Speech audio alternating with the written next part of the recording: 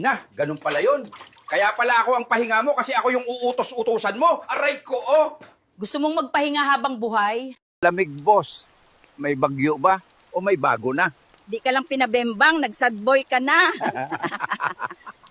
Sayang, walang may gusto sa akin.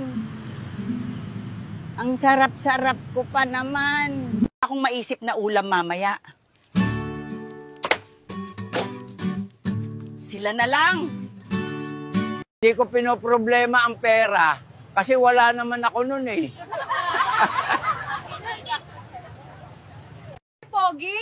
Huwag mo nang pagsigawan, alam kong pogi ako, nakakahiya naman. Ano pong maipapayo niyo sa mga kabataan? Wag lang sila magsyabo, okay na yon.